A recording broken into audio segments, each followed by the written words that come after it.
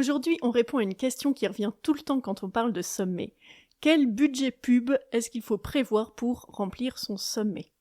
Et notre réponse va peut-être te surprendre, mais au départ, idéalement, 0. C'est pas qu'on est contre la pub. Si tu as envie de l'utiliser, tu peux l'utiliser. Mais pour un sommet, la publicité, c'est pas le levier le plus intelligent quand on n'a pas encore activé les mécaniques organiques. Ici, on va te partager les 3 stratégies qui remplissent un sommet sans pub payante et on t'explique à quel moment la pub devient pertinente. Alors tout d'abord, pourquoi commencer sans pub et pourquoi ça marche pour un sommet ? La plupart des entrepreneurs font la même erreur. Ils lancent leur sommet, ils mettent 500, 1000, 2000, 5000 euros sur Facebook, Instagram ou Google Ads et ils découvrent ensuite que la page d'inscription convertit mal, le message n'est pas clair et le coût par inscrit explose. Un sommet a un avantage énorme sur beaucoup d'autres formats. Il a une promotion intégrée. Tu n'es pas le seul à communiquer. Tu peux transformer l'événement en mécanique collaborative où plusieurs personnes relaient le sommet au même moment. Et cette mécanique repose sur 3 stratégies. La première stratégie, c'est l'affiliation par les intervenants. C'est ta force de frappe invisible. C'est le cœur d'un sommet qui se remplit. Un webinaire, par exemple, tu le promeus tout seul. Mais un sommet, chaque intervenant va devenir un média. Donc imagine un sommet où tu as 20 intervenants. Si chacun relaye à son audience, même une seule fois, tu peux toucher des dizaines de milliers de personnes sans dépenser un centime. Attention quand même, ça ne s'active pas par magie. Il va falloir que tu expliques comment fonctionne l'affiliation auprès de tes intervenants, leur fournir un kit de promotion qui soit simple à utiliser pour qu'il n'ait plus qu'à copier-coller. Le kit de promotion, globalement, ce qu'il doit contenir, c'est des visuels personnalisés pour chaque intervenant, un visuel qui soit sympa, où l'intervenant se reconnaît, qu'il ait envie de partager, des emails qui soient pré-rédigés avec plusieurs versions. Idéalement, il ne faudra pas que l'intervenant fasse simplement du copier-coller, il faudra quand même qu'il le personnalise. Mais c'est intéressant pour lui d'avoir plusieurs regards sur la façon de promouvoir ton sommet. Des suggestions de posts pour les réseaux sociaux, 5 à 8 posts courts avec des accroches variées, là encore qu'il pourra modifier mais dont il peut s'inspirer.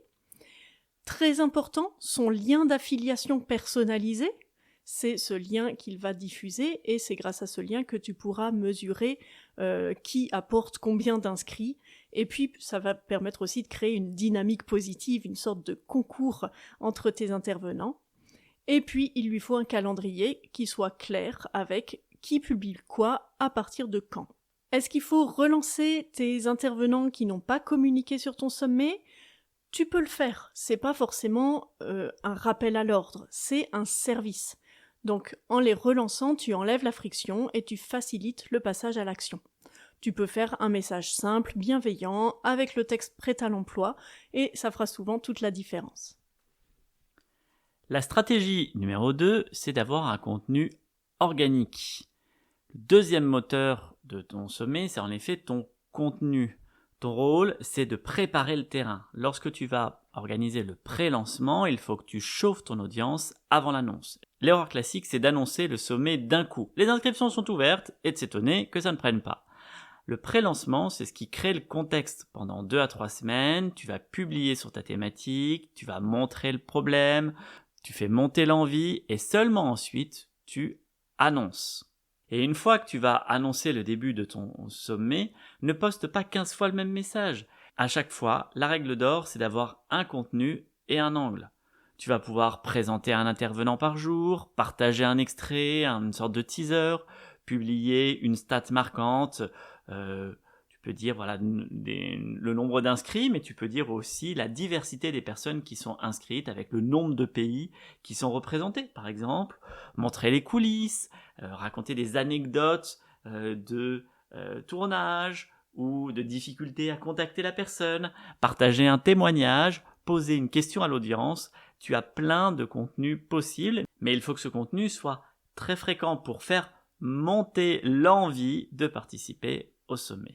Et en plus de cette promotion sur les réseaux sociaux, tu vas évidemment en parler sur ta liste email qui reste le canal qui convertit le mieux, avec une séquence de 6, 8, voire jusqu'à 12 mails sur 3 semaines. Et tu penseras bien au dernier email avec le dernier jour qui entraîne une vague d'inscription. La troisième stratégie, c'est de mettre en place des partenariats stratégiques au-delà des intervenants.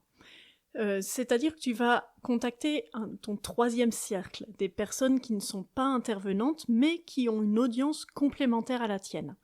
Et le principe est simple, c'est qu'elles relaient ton sommet, et en échange, elles y gagnent quelque chose. Tu peux leur proposer un partenariat basé sur la réciprocité. Tu vas relayer leur prochain lancement, elles relaient ton sommet. Sur l'affiliation, avec des commissions sur les ventes du pack, ou un partenariat de visibilité, où là tu vas proposer, en échange d'une somme, de faire apparaître leur logo, de les mentionner, de les remercier visiblement. Pour trouver les bons partenaires, tu vas chercher des personnes qui ont des expertises adjacentes à la tienne. Si ton sommet parle de formation en ligne, un bon partenaire peut être spécialiste de copywriting, ou d'outils, ou de tunnels de vente, ou de productivité. Ce qui est important, c'est de ne pas chercher ce type de partenaire la dernière semaine. Il faut les contacter 2-3 mois avant l'ouverture des inscriptions. Ces 3 leviers ne s'additionnent pas, ils se multiplient. Un intervenant partage, quelqu'un s'inscrit, il en parle, un partenaire le voit, il relaie et la mécanique s'emballe. C'est important que chaque participant à ton sommet ait plusieurs lieux où ils entendent parler de ton sommet. Ça va multiplier l'engagement. Les inscrits organiques sont souvent de bien meilleure qualité que les inscrits payants. Et c'est pour ça qu'on te disait au début que la pub n'est pas le levier le plus intelligent.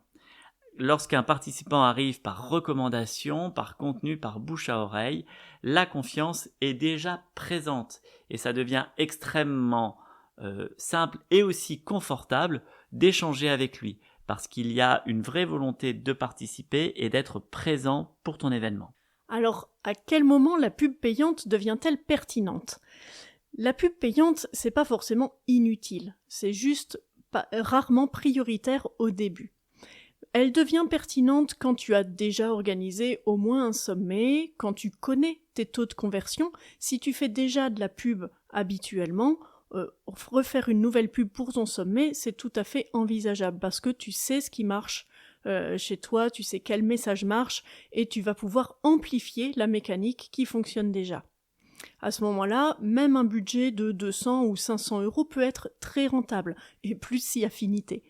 Parce que là, t'es plus en train de parier, t'es vraiment en train d'accélérer. La pub payante, elle peut te servir d'accélérateur si elle était déjà en place avant. Si tu veux remplir ton sommet sans cramer ton budget, tu peux déjà commencer par activer ces 3 moteurs. Et quand tout est en place, la pub deviendra un amplificateur, pas une béquille.